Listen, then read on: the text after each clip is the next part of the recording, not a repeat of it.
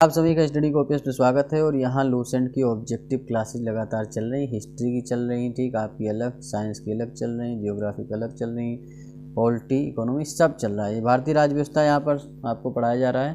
पहली क्लास है और जो भी चीज़ें होंगी डिटेल आपको बताई जाएंगी, सारी चीज़ें। टेंशन बिल्कुल मत लीजिए, पढ़ाई पर ध्यान दीजिए। पढ़ाई के अलावा कोई और चारा नहीं है आपके पास।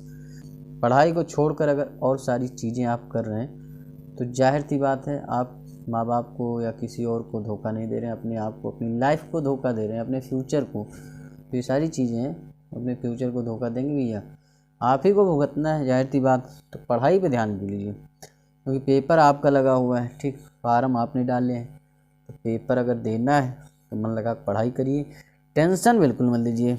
और ठंड का मौसम है तो स्वेटर जैकेट सब पहन के रखिए और सर में टोपी लगा के रखिए। सर सलामत रहेगा तो सब सलामत रहेगा, समझ ही सकते हैं। चलिए फिलहाल शुरू करते हैं बिना आपका टाइम वेस्ट के, बिना किसी देरी के।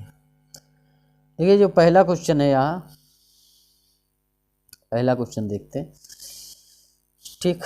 अगर क्वालिटी में दिक्कत होगी तो बताइएगा, वैसे क्वालिटी सही है हर चीज़ की। आपके लिए स्पेशल पीडीएफ जो है नासा के वैज्ञानिकों को बुला करके पीडीएफ बनवाया गया है।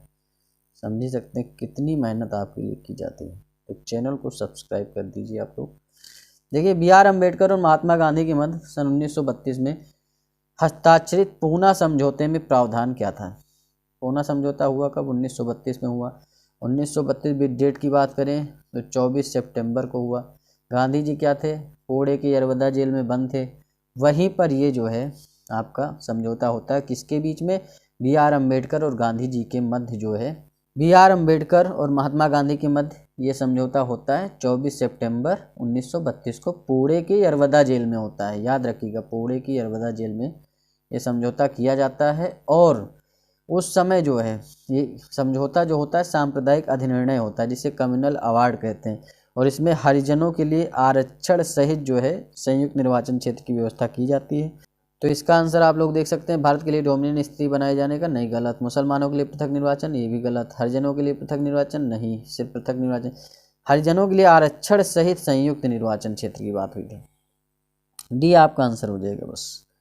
वह कौन सा अधिनियम था जिसने भारत में सत्ता ब्रिटिश ईस्ट इंडिया कंपनी से ब्रिटिश क्राउन में स्थानांतरित कर दी? मतलब जो ब्रिटिश ईस्ट इंडिया कंपनी थी उससे डायरेक्ट कहाँ चली गई? ब्रिटिश क्राउन, महारानी विक्टोरिया के हाथ में चली गई, समझिए।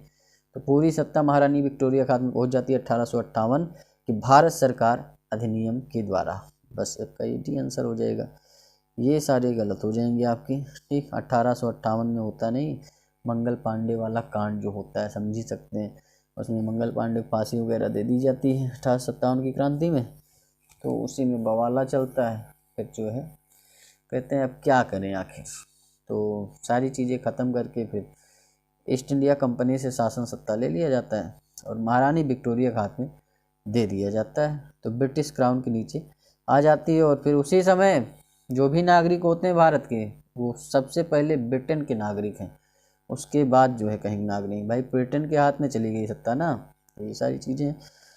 लेकिन वैसे किस अधिनियम द्वारा भारत की गवर्नर जनरल को अध्यादेश जारी करने की शक्ति प्रदान की गई? मतलब कौन सा ऐसा अधिनियम पारित हुआ जिसमें भारत के गवर्नर जनरल को अध्यादेश जारी करने की शक्ति मिल गई?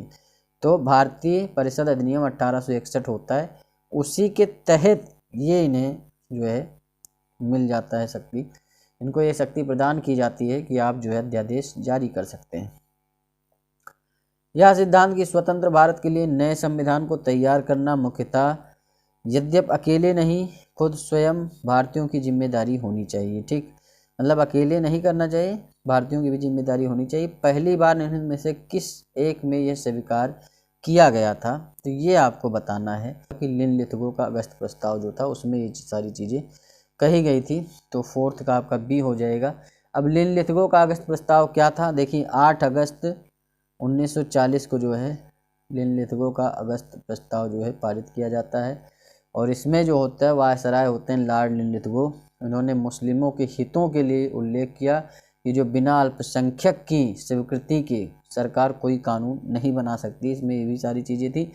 तो यही चीज़ें आगे चल करके मुस्लिम लीग को क्या देती हैं? एक शक्ति प्रदान करती हैं। और फिर यही चीज़ आगे चल करके देश के बंटवारे में काम आता है। तो लिनलिथगो बहुत अच्छे आदमी नहीं थे, ठीक। समझिए बात को, अगस्त प्रस्ताव लाए, उसमें सब चीज़ इधर की उधर हो गई। मतलब जो है मुस्लिम लीग को पावर देने का काम जो किया अगस्त प्रस्ताव ने किया, समझ ही सकते हैं। तो ये है। रेगुलेटिंग एक्ट कब पारित हुआ? तो 1773 में वारेन हेस्टिंग के समय पारित हुआ था। उसी रेगुलेटिंग एक्ट के तहत जो है वारेन हेस्टिंग क्या कहते हैं, भारत के पहले क्या बंगाल के पहले गवर्नर जनरल बनते हैं और सुप्रीम कोर्ट की व्यवस्था भी की जाती है। भारत के गवर्नर जनरल को किस एक्ट के द्वारा अपनी समिति के निर्णय को अस्वीकार करने का अधिकार मिला? जो भारत के गवर्नर जनरल थे, तो भारत के गवर्नर जनरल को किस एक्ट के द्वारा अपनी समिति के निर्णय को अस्वीकार करने का अधिकार मिल गया? तो 1786 के अमेंडमेंट एक्ट के द्वारा जो है भारत के गवर्नर जनरल को जो है अपनी समिति के निर्णय को अस्वीकार करने का अधिकार मिल जाता है। और 7वां नंबर आप देख सकते हैं, पिट्स इंडिया एक्ट किस वर्ष पारित किया गया? तो पिट्स इंडिया एक्ट जो था वो किस वर्ष पारित हुआ? 1784 में पारित होता है पिट्स इंडिया एक्ट, समझ ही सकते हैं। साम्राज्ञी विक्टोरिया ने 1858 की घोषणा में भारतीयों को बहुत सी चीज़ें दी जाने का आश्वासन किया कि बहुत सारी चीज़ें हम तुम्हें देंगे। निम्न आश्वासनों में से कौन सा ब्रिटिश शासन ने पूरा किया था? कौन सा पूरा किया था? रियासतों को हड़पने की नीति समाप्त कर दी थी? नहीं भैया, ऐसा कैसे कर सकते हैं, ऐसा तो कर ही नहीं सकते हैं, रियासत तो हड़पेंगे अभी।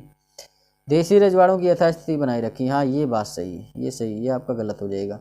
भारतीय व यूरोपीय सभी प्रजा को समान व्यवहार मिलेगा, ऐसा नहीं करते थे, यूरोपियों को ज़्यादा सम्मान मिलता था। भारतीयों के सामाजिक व धार्मिक विश्वासों में कोई हस्तक्षेप नहीं था, ऐसा भी नहीं करते थे, सब में हस्तक्षेप करते थे। मंगल पांडे इसी के ऊपर गुस्सा हुए थे, समझी सकते हैं। मिंटो मार्ले सुधार का उद्देश्य क्या था? तो मिंटो मार्ले सुधार की बात करें भैया तो ये बात समझ सकते हैं, 1905 जो होता है ना, 1905 में लॉर्ड मिंटो जो बनते हैं वायसराय बनते हैं भारत के। लॉर्ड मिंटो क्या होते हैं? वायसराय होते हैं। भारत सचिव होते हैं आपके जॉन मार्ले, तो जॉन मार्ले का ले लिया गया मार्ले और लॉर्ड मिंटो का ले लिया गया मिंटो, तो हो गया मार्ले मिंटो। भारत सचिव थे जॉन मार्ले और वायसराय थे लॉर्ड मिंटो, तो इसे मार्ले मिंटो का नाम दिया जाता है। इसमें होता क्या है कि भारत सरकार अधिनियम 1909 का जो बिल पारित होता है, इसमें पृथक निर्वाचन प्रणाली की बात की जाती है, समझ सकते हैं। पृथक निर्वाचन प्रणाली, सबको अलग अलग सांप्रदायिक प्रतिनिधित्व की बात की गई है। मार्ले मिंटो सुधार बिल किस वर्ष पारित किया गया? 1909 में पारित किया। मुसलमानों के लिए अतिरिक्त निर्वाचक मंडल प्रारंभ में किसके द्वारा लाया गया? तो यही मार्ले मिंटो सुधार, पृथक निर्वाचन प्रणाली की बात इसी में की गई, तो समझ सकते हैं, तो मार्ले मिंटो सुधार हो जाएगा। 1909 के इंडियन काउंसिल एक्ट में किस बात की व्यवस्था की गई है? तो 1909 का जो इंडियन काउंसिल एक्ट है, इसमें सांप्रदायिक प्रतिनिधित्व की बात की गई है। अभी बताया गया कि मुसलमानों के लिए अतिरिक्त चीज़ें, ठीक, सिख बौद्ध जैन इनके लिए भी अलग अलग चीज़ें थी, तो सांप्रदायिक प्रतिनिधित्व की बात की गई है।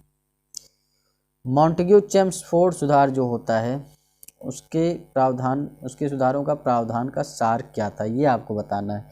देखिए, जो भारत मंत्री होते हैं ना, वो होते हैं आपके लॉर्ड मॉन्टेग्यू।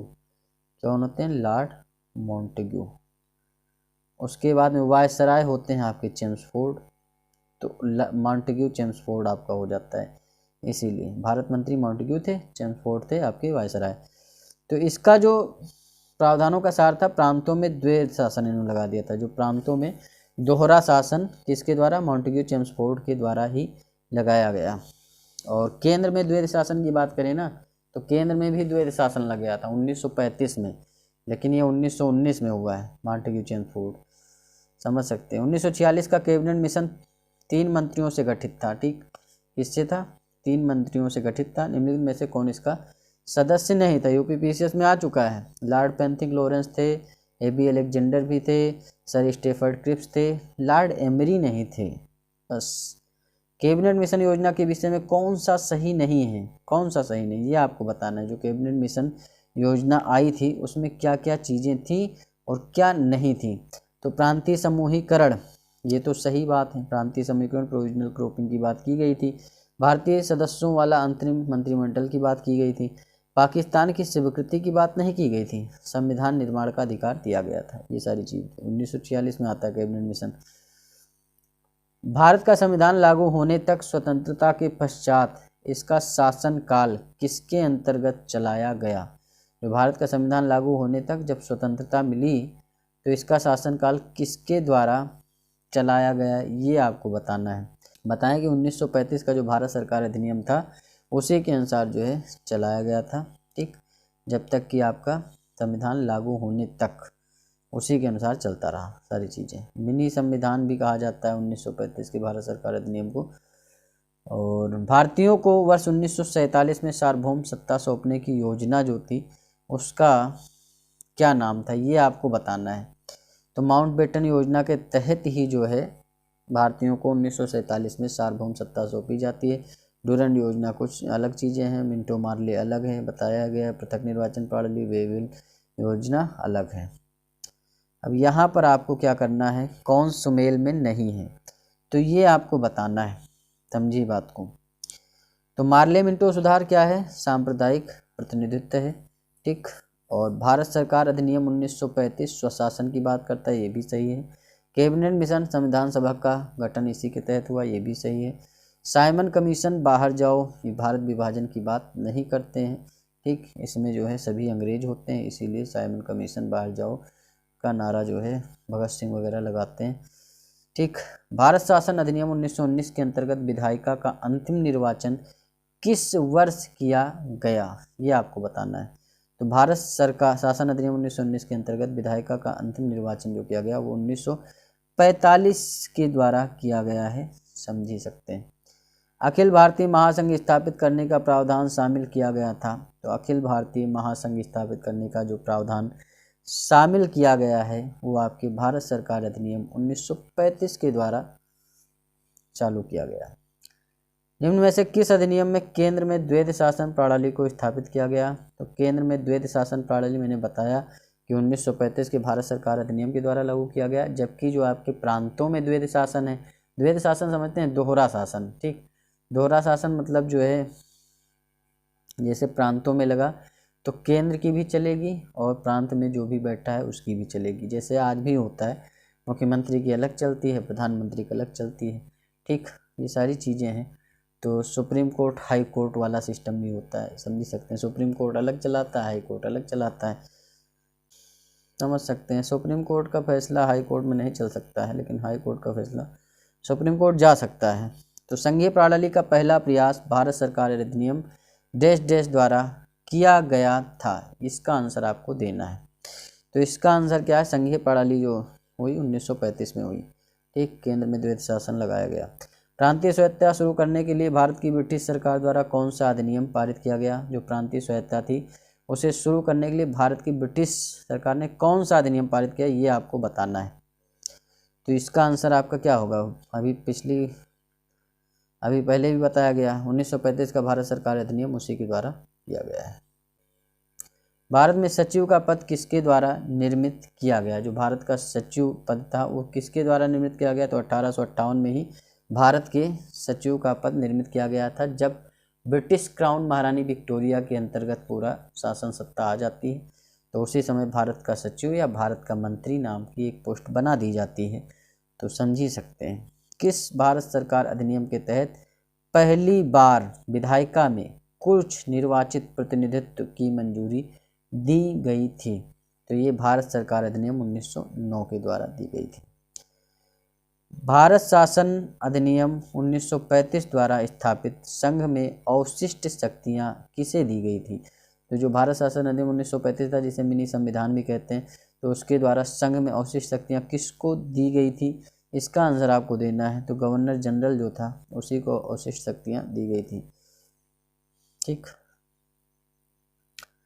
किस अधिनियम को मॉन्टेग्यू चेम्सफोर्ड सुधार कहा जाता है, 1919 वाला भैया, 1919 का जो भारत सरकार अधिनियम है, भारत शासन अधिनियम, उसी को कहा जाता है। United kingdom dash dash United kingdom की संसद का एक अधिनियम है जिसने 1947 में ब्रिटिश भारत को भारत और पाकिस्तान के दो नए स्वतंत्र उपनिवेशों में विभाजित कर दिया। तो ये क्या था, इसको आपको बताना है। भारतीय स्वतंत्रता अधिनियम, इसके द्वारा ही जो है यूनाइटेड किंगडम की संसद का एक अधिनियम है, बस समझ ही सकते हैं। 29 नंबर देखिए, किस भारत सरकार अधिनियम के तहत पहली बार विधायक में कुछ निर्वाचित प्रतिनिधित्व की मंजूरी दी गई, तो इसमें आपको मिलान करना है। तो ये सारी चीज़ें आप देख सकते हैं। भारत सरकार अधिनियम 1919 को क्या कहा जाता है, ठीक। 1919 को कहते हैं प्रांतों में द्वैध शासन लगाया गया। प्रांतों में द्वैध शासन। 1935 में क्या लगाया जाता है, आपके केंद्र में द्वैध शासन लगाया जाता है। 35 जो होता है उसे प्रांतीय स्वायत्तता कहते हैं और प्रांतों को स्वतंत्र कर दिया जाता है। ठीक। केंद्र में द्वैध शासन लगा दिया जाता है। केंद्र में ऐसा होता है ना, कुछ लोगों के पास क्या होगा, संपूर्ण पावर होगी, कुछ लोगों के पास कम पावर होगी, मतलब जैसे अलग अलग विभाग होते हैं आपका, तो उसके ऊपर उनको दे दिया गया। जैसे जो देसी नेता हैं उन्हें अलग दे दिया गया सिस्टम। मतलब जो देसी नेता थे ना, कांग्रेस के लोग थे और कांग्रेस के जो नेतागण थे उनको अलग अलग विभाग दे दिया गया कि आपको ये विभाग, और मेन विभाग जो होते हैं जैसे गृह मंत्रालय हो गया, वित्त मंत्रालय, वो सब अंग्रेजों ने रखा। तो ये हो गया कि केंद्र में भी द्वैध शासन लगा दिया गया। तो केंद्र में द्वैध शासन, प्रांतीय स्वायत्तता, प्रांतों को मुक्त कर दिया गया द्वैध शासन से। और मिंटो मार्ले सुधार जो होता है 1909 में होता है, उसे हम सांप्रदायिक निर्वाचन कहते हैं। ठीक। सांप्रदायिक निर्वाचन। भारत सरकार परिषद अधिनियम 1861 के तहत क्या होता है, सती प्रथा का अंत कर दिया जाता है। भारत परिषद अधिनियम 1861 के तहत सती प्रथा का अंत होता है। भारत सरकार अधिनियम 1858 ब्रिटिश शासन में शक्ति आ जाती है। बस। देश देश का Pitt's India act British east India company के वाणिज्यिक और राजनीतिक कार्यों के बीच अंतर करता है। बोर्ड ऑफ कंट्रोलर की जो है व्यवस्था की जाती है। ठीक। किसके, 1784 के पिट्स इंडिया एक्ट के तहत। तो ये आपका डी आंसर हो जाएगा। तो ये सारी चीज़ें थी और अगला संविधान सभा के ऊपर वीडियो होगा। देखिए जो लेक्चर 1 लेक्चर 2 इसमें होंगे पूरे जितने भी हैं। भारतीय राज्य व्यवस्था का अलग है। ठीक। उसका प्लेलिस्ट अलग बनेगा। मॉडर्न हिस्ट्री का अलग प्लेलिस्ट बनेगा। मिडिवल का अलग बनेगा। मतलब जो चीज़ें आपको रिवाइज करनी है लूसेंट में, जैसे आप बुक नहीं पढ़ना चाहते हैं, बोर हो गए भाई, लूसेंट से बहुत क्वेश्चन फंसते हैं और यहाँ लूसेंट में जो चीज़ें पढ़ाई तो पढ़ाई की इंक्लूडेड भी दी जाएंगी, सारी चीज़ें बताई भी जाएंगी। ठीक। इंक्लूड करके, तो बढ़िया तरीका है। इनिशिएटिव भी बढ़िया है। लेटे लेटे आप देख सकते हैं, बैठे बैठे देख सकते हैं। ठीक। और बढ़िया जो है रिवाइज कर सकते हैं। तो मिलते हैं नेक्स्ट वीडियो में। चैनल को सब्सक्राइब करिए, लाइक करिए, कमेंट करिए। मिलते हैं नेक्स्ट वीडियो में।